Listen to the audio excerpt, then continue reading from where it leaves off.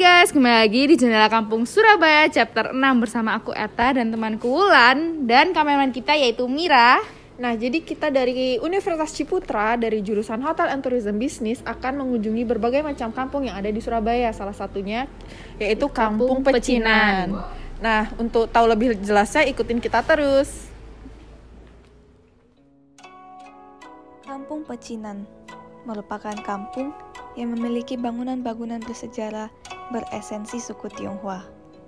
Tidak hanya itu, kampung ini juga memiliki kelenteng yang mempunyai sejarahnya sendiri.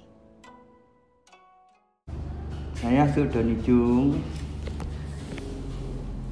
Saya bertempat tinggal di Kapasan Dalem, kampung wisata Pecinan ini hanya sebagai memberi wejangan untuk teman-teman mahasiswa-mahasiswi atau pengunjung-pengunjung yang lain, juga memberi informasi tentang sejarah, adat istiadat dan makna-makna dari bangunan Tionghoa khususnya di kampung Kapasan Dalem ini. Oh iya. Untuk pertanyaan keduanya itu bagaimana sejarah awalnya hingga terbentuk kampungnya ini? Sejarahnya dari awal itu bagaimana? Begini, Bulan. Sebetulnya kampung ini dari dulu sudah penuh dengan sejarah. Sebelum ada wisata Kampung Pecinan, memang kampung sini sudah sering dapat kunjungan dari teman-teman atau komunitas yang lain menanyakan tentang sejarah Kampung Kapasan Dalem sini, terutama suku Tionghoanya, begitu. Terus hingga ini tuh dari dulu udah terkenal dengan Kampung Pecinaan gini. Betul. Memang Kampung Kapasan Dalem ini mulai abad 18 ya. Itu sudah sangat terkenal sekali dengan disebut suku-suku Tionghoa di sini disebut buaya Kapasan. Masalahnya suku-suku Tionghoa di sini banyak yang menginginkan bahwa Indonesia ini harus selalu Indonesia, bukan Belanda. Jadi selalu menolak perintah-perintah Belanda atau orang-orang yang di tangannya Belanda. Jadi kita selalu menentang apa yang diinginkan Belanda. Sampai-sampai disebut buaya Kapasan. Ya. Sebelumnya kan kita udah pernah ya buat cari-cari tentang kampung ini di internet. Nah, di internet tuh kita cari ini tuh nama kampung-kampung kungfu. Tapi ternyata udah berubah lagi. Nah, itu bagaimana ya, kenapa bisa berubah lagi? Disebut kampung kungfu memang boleh ya. Memang di sini rata-rata mulai zaman dulu suku Tionghoa di sini rata-rata pandai main bela diri kundao atau kungfu. Ya, yang terakhir banyak teman-teman atau generasi yang lebih tua daripada Sudoni itu banyak yang sudah meninggal. Terutama yang di kampung Kapasan Dalem ini, yang jago-jago kungfunya. Sekarang masih ada, tapi kebanyakan yang ada ini juga usianya bukan muda lagi. Rata-rata 70 tahun lebih dan badannya juga kurang sehat. Iya, gitu. Terus untuk selanjutnya itu kan di sini bisa dibilang kampung wisata ya, Su ya. Nah, untuk setiap harinya itu apakah banyak kunjungan wisatawan dan apakah diperlukan untuk membayar tiket masuk atau enggak, Su? Memang rencananya kampung sini banyak sekali pengunjung. Kemarin-kemarin dulu memang direncanakan mau diambil diharuskan beli tiket, tapi nanti ditukarkan dengan semacam voucher ya, begitu ya. Tapi berhubung wisata Kampung Pecinan ini belum sukses, masalahnya ada corona, ada apa, jadi ini menghambat kampung wisata ini. Tapi sebetulnya itu sudah lama banget kita dapat pengunjungan dari pelajar, mahasiswa-mahasiswi atau anak-anak SD, SMA juga pernah. Rata-rata mereka pasti datang ke rumahnya Sudoni untuk tanya tentang informasi apa suku Tionghoa itu apa sebenarnya. Itu jadi Sudoni yang bisa menjawab atau memberi informasi untuk mereka. Ya, terus untuk kebanyakan wisatawannya itu kebanyakan dari Surabaya atau dari luar Surabaya? Yang terakhir ini malah ada yang dari Lombok. Dari Lombok. Tapi kalau kita urut sudah berapa tahun yang lalu, yang dari luar kota juga banyak, terutama dari Jogja itu pernah sudah dapat kunjungan dari Jogja itu kurang lebih 100 orang. Berarti lumayan lah ya kunjungannya ke sini. Memang lumayan sebetulnya, cuma sayangnya yaitu tadi kena halangan dengan semacam corona atau yang lain-lainnya. Iya, nah semenjak pandemi itu pengaruhnya berarti luar biasa. Luar biasa. Semacam sebetulnya di sini diadakan semacam kayak acara selamatan sedekah bumi atau Imlek atau Cap Gome, semua gagal semua. Gagal gara-gara COVID ini. Iya, berarti betul. sangat berdampak. Sangat berdampak, malah banyak teman-teman di sini yang kena COVID juga waktu itu gitu. Kalau sekarang kan udah mulai kembali seperti biasa, cuman belum sepenuhnya normal. Apakah udah mulai ada wisatawan yang datang juga? Malah kemarin dulu ada teman-teman dari Tor ya banyak yang kesini. Jadi kita kerjasama dengan Kampung Lawas, kerjasama dengan tempat wisata yang ada di Surabaya ini. Biasanya masuk sini tuh mereka lebih condong ada yang naik semacam kereta api, yang mau sepeda motor dibuat kereta api itu apa? Odong-odong atau bis atau apa, banyak. Jadi kunjungan kampung wisata Pecinan ini cukup baik. Masalahnya sejarah dan adat istiadat suku Tionghoa itu harus diketahui oleh generasi muda-muda ini.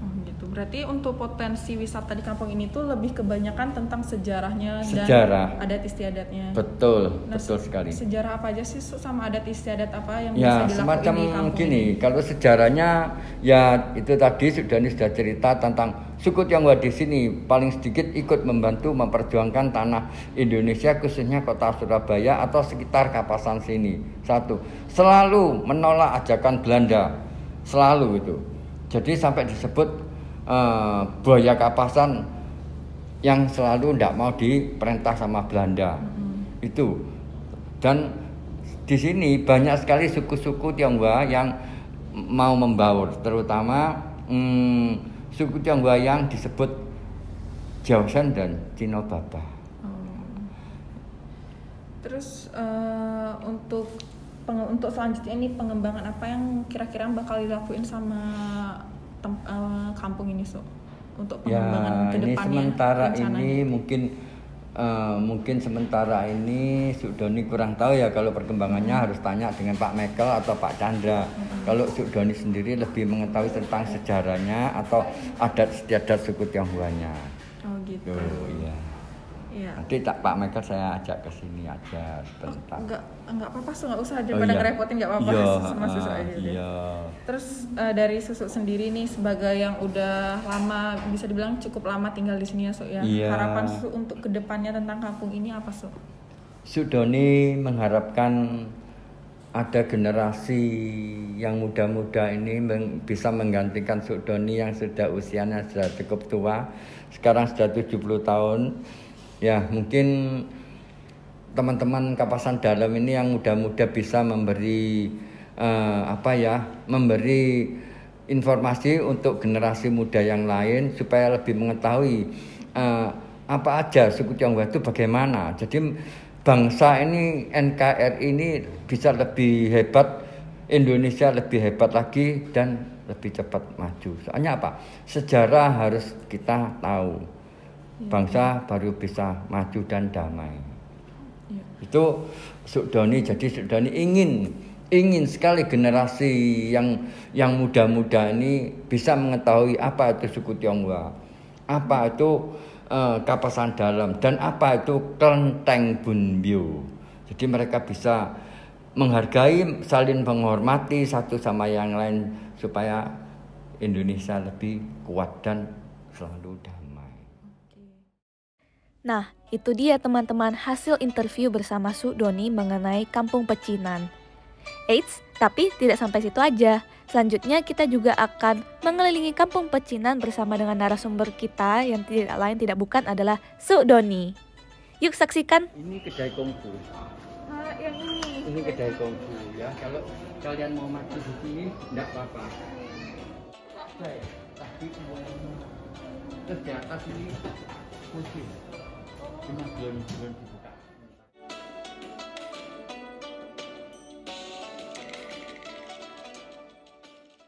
Barang-barang dari museumnya tuh yang dari mana?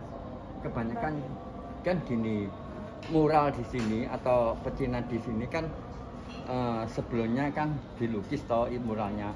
Itu semua mestinya salah. Untung ada Sudoni di sini. Bapak-bapak WKP tanya, Sudoni aja dipanggil itu lebih memahami tentang sejarah Tiongkok.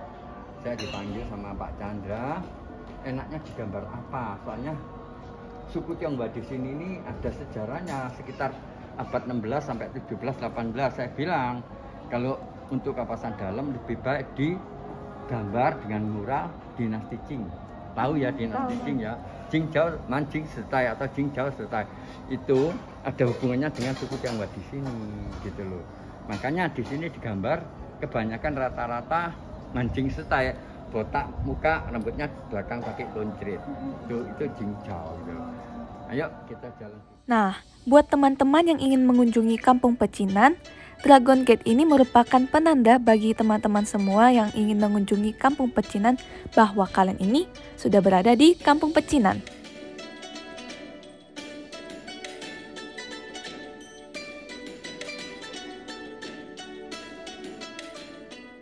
Sedekah bumi itu bersih-bersih desa. Oh, bersih-bersih. Nah, atau kita menghargai, menghormati, berterima kasih sama alam semesta ini yang kita memberi kita kehidupan.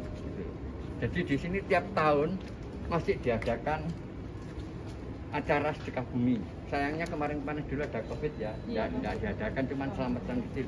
Biasanya sampai ada wayang satu hari satu malam lebih, ada kolaborasi dengan barongsai. Dan setiap malam Jumat di sini rame. Nanti tak tunjukkan punden.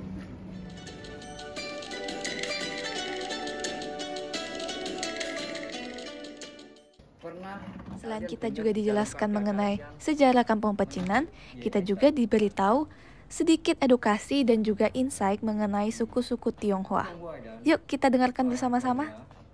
Masuk di tanah Indonesia itu sudah lama banget ya. Jadi mereka itu pecah menjadi 3 bagian. Belanda masuk menjajah Indonesia juga cukup lama, kurang lebih 300 tahun. Yang saya ceritakan sekarang Holland Spreken, orang Tionghoa Holland Spreken, orang Cina Holland Spreken atau orang Tionghoa Holland Spreken. Itu sehari-harinya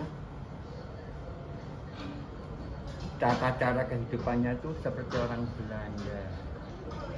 Tapi mereka lebih intelektual. Pasti rata-rata mereka kalau nggak dokter, jaksa atau kerja yang intelektual. Itu orang Tionghoa Holland Spreken ya. Terus ada orang Tionghoa pernah dengar Cina Singkek, Cina Totok? Pernah. Nah ini bagus. Ada yang disebut Cina Singkek, Cina Totok. Tadi Holland Spreken sudah paham ya, saya cerita ya. Sekarang yang kedua, Cina Singkek, Cina Totok. Cina Singkek itu orang Tionghoa yang baru berlayar dari tanah daratan Tiongkok masuk di Indonesia. Itu disebut Cina Singkek. Singkek itu sebetulnya bukan singkek, mestinya sin ke.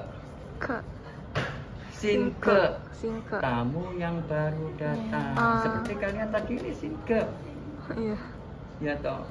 Tapi namanya orang boleh disebut Cina Singkek. Kenapa kok disebut Cina Totok, Cina Singkek? Soalnya sudah banyak. Tidak bisa bahasa Indonesia, bahasa Jawa tidak bisa. Kebanyakan mereka lebih condong tertutup. Jadi lain dengan orang Spreken. Ini lebih terbuka, tapi mereka punya intelektual yang luar biasa. Nggak mau kumpul-kumpul dengan wong Singkek. Nggak boleh. Anak wong Cina Holland Spreken pacaran be anak wong Cina Totok. Nggak boleh. Ini yang kedua. Yang ketiga, pernah dengar Cina Baba? Enggak. Nah ini Cina Baba itu dulu buyut-buyutnya sudah nikah membentuk satu rumah tangga dengan orang Melayu. Jadi mereka memang dari dulu sudah turun-temurun punya darah campuran, disebut Cina Baba.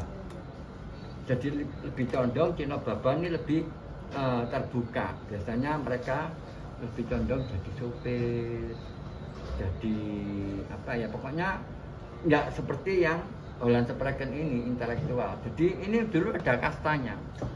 Umpama anak wong Cina Baba pacaran mbak anak wong Totok, enggak. Apalagi Sudoni, mboke wong Jawa, bapake wong Cina Singkek. Nah, nggak cuma berhenti sampai sini aja ya perjalanan kita. Ditunggu part 2-nya.